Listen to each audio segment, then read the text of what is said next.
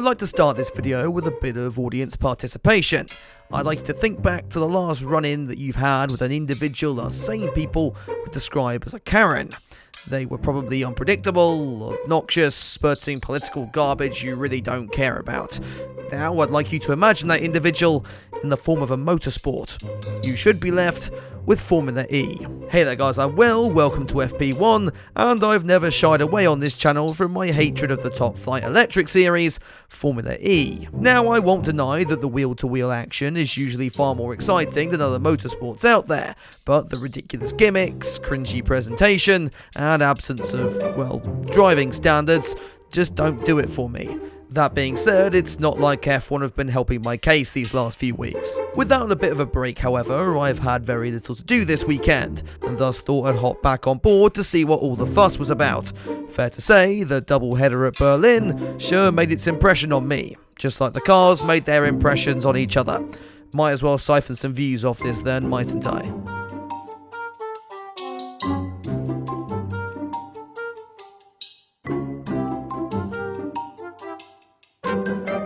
So the Berlin ePrix has been on the Formula E calendar in some form since the series' inaugural championship in 2015, with Tempelhof Airport being the venue for all bar one event in 2016, when Formula E ran in whatever the hell this was meant to be. The sport's rich history would rear its head as early as first practice, if by history you mean FE's history of brake failures. It was the Maserati of Edoardo Mortara who found himself in the wall, in a session that was topped by Stoffel Vandoorne and his DS Penske machine. The black and gold cars were both in the top 5 for FP2 as well, this session topped by Maxi Günther, as it was Oliver Rowland's turn to experience lack of brake syndrome. Mitch Evans' Jaguar found out it was racing in Formula E and subsequently killed itself at the flag, but besides that it was a fairly quiet start to the weekend. That wouldn't last long though, as you'll soon find out. We've got qualifying to cover first though, and okay, I could talk about it, except nothing really happened here either. It would be Sebastian Buemi on pole, the Swiss driver taking his 16th and thus becoming the record holder for knowing Formula E all of 5 minutes. Sam Bird would line up in P2 with Dan Ticktum making a surprise cameo on the second row of the grid, but now it was time for the race, and for things to get rather interesting. You see, Formula E is all about conserving energy. If you can't make your battery last, you'll just end up looking like a complete idiot at the end. If you're at the front of the pack, however, this is way harder to do, as you're the one punching a hole in the air for everyone behind to follow. As a result, and with Berlin being an especially taxing circuit on energy, you don't actually want to lead these races until the final couple of laps. This was evident as soon as the lights went out, with Stoffel Vandoorne making an electric start from third and looking to challenge for the lead until he realised he didn't actually want to be doing that. Dan Ticktum, on the other hand, did what Dan Ticktum does best and paid no warning to the energy dilemma whatsoever, soaring round the outside of turn 1 and disappearing off into the distance. His team would come over the radio in an attempt to slow him down, an instruction he proceeded to ignore before coming back over the comms himself and asking why he was struggling to hit his energy targets. Oh, I don't know, Dan, have a think. In fairness, he wasn't the only one struggling. The whole field were conscious about getting to the end, and we were only on lap 5. Everyone then decided to get rid of their attack mode usages as soon as possible. For those unaware, this is where cars take what I like to call the Nicholas Latifi line through a corner, gaining a temporary energy boost for their troubles. Downside is that this energy boost uses more energy, which wasn't great given the circumstances. Sam Bird had managed to snatch the lead away from Ticktum, but now looked like he was going to give that up by going through the activation zone. No, wait, hold on, I think this is just Sam Bird being Sam Bird. It got to the stage where drivers were trying to anticipate a safety car just so they could deliberately waste their attack modes. Thankfully, Sergio Sette camera exists, so predicting the safety car really wasn't that hard to do. The Neo ran into the back of Gunther's Maserati, then got tangled up with the McLaren of Rennie Rast, the Papaya outfit taking the challenge to their Formula 1 operation over who can be the most incompetent. The safety car was out then, with Jake Dennis now somehow in the lead ahead of Mortara and Evans. I'll be honest, I don't know how this happened, so let's just move on to the restart. When we did get going, there were far too many overtakes for me to count. Sadly, this is one thing Andre Lotterer doesn't know how to do. He used Verne as a braking marker, sending the Penske round at the final corner. Still, could be worse. You could be the other Penske car of Vandoorne, who found himself at the mercy of Dan Ticktum, which, going by historical events, never ends well. With Rene Rast also caught up in the crash, the safety car was out yet again. Now Evans was somehow in the lead, though this didn't last long as pole sitter Buemi threw one down the inside of the hairpin. The Maseratis tripping over one another was bad news for the Andretti of Jake Dennis further back. He had looked good on energy, but with the lap counter ticking down, he was running out of time to make any use of it.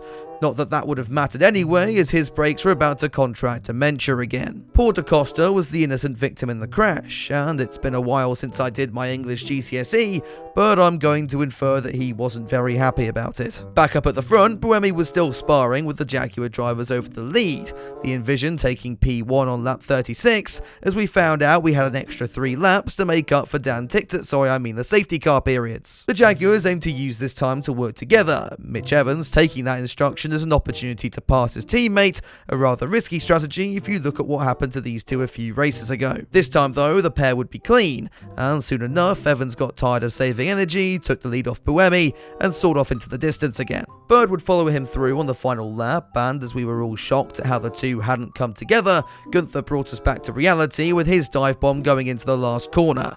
It still being enough to snatch away the final spot on the podium. What a race then, with over 20 lead changes and 190 overtakes. Even as someone who doesn't like the sport, I've got to admit this one was fun to watch. Hats off to Jaguar for their first ever 1-2 in Formula E, and hats off to the app team as well, for managing to still remain pointless on the scoreboards despite the chaos of this one. And the best bit is, we're not even done yet. You see, this was just race 1 of an FE doubleheader, and on Sunday they'd have to do it all again, and this time in the rain. This can only go well, can't it? We get one more practice session on Sunday morning where Evans topped the timesheets and ticked some practice running imaginary drivers into the walls, and then we'd have another qualifying session where the app car secured a dominant 1-2. Sorry, say that again? You didn't hear that one wrong. The damp conditions turned the team who haven't scored a point all year into a complete and utter driving force, Robin Freund securing P1 from Nico Müller and proving that miracles do apparently happen, people. Outside of the new front runners, there was some drama for the 2 Envision drivers. Take a listen to this. What is he doing, man? Since yesterday he's been on drugs. And the guy in front of me in the debrief will go, yes, Stoffel, I would be P1, but I got traffic, if my mum was a man, blah blah blah. Okay, so the race would get underway then, or actually it wouldn't, as protesters stormed the grid as the lights were about to go out. And look, I take the same stance as I did during the 2022 British Grand Prix. If these guys want to storm a live racetrack, just let them. The problem will solve itself rather quickly. Let's try this again then, shall we? The 2 apps would get away well and hold the lead, in what would be a surprisingly quiet start, given all the chaos from Saturday. The leaders were quick once again to use up their attack mode activations. No strategy though could save pole sitter Freund, who remembered he was in an apt and plummeted out of the top 10. To our surprise, we'd have to wait 13 laps before we got our first incident. There was no surprise, however, when it came to who it was. Andre Lotterer back in the wall and missing a front wing. Then it all kicked off, the drivers taking not wanting to lead to a whole new level. Buemi was now in P1 ahead of Verline and da Costa. That lasted for all of 3 corners before the Porsche slipped into a 1-2. Further back, I do think someone needs to tell Mortara that front wings on Formula E cars are meant to stay on Formula E cars, not drag along the tarmac. Jaguar's Sam Bird then took this interesting strategy decision as well, hitting something around the lap, though good luck spotting what it was in all the drama out there. Losing front wings was in fact so popular that Sebastian Buemi thought he'd have a go next, earning extra style points for skidding off the circuit at turn 1. His new best friend, Nick Cassidy, was now leading at the front, though struggling on energy and had Jake Dennis hot on his heels behind. This must have been a particularly stressful scenario, given what we saw in race 1. We'll take a quick segue from that though, as we've not spoken about the championship battle much in this video, but leader Verline was dropping back behind one of his key rivals, Mitch Evans, even despite his teammates' draconian attempts to resolve the situation. That resigned the New Zealander to 4th. His compatriot Cassidy, however, was able to hold off Dennis to take his second win of his Formula E career. So perhaps a slightly calmer second race compared to the first, but again I have to admit that it was a lot of fun to watch. Will I still slag off Formula E? Yeah, probably. But on this occasion, well done. Let me know what you thought of the action down in the comments below, and if you'd like to see more reviews of the ePrix later down the line, the best way to tell me is by smashing that like button and getting subscribed for future uploads. A final thank you, of course, goes to all of my patrons and channel members. All the links you need to get involved in that are down in the description below, but for now that's all from me, so I'll see you soon with another video, but until then, have a good one.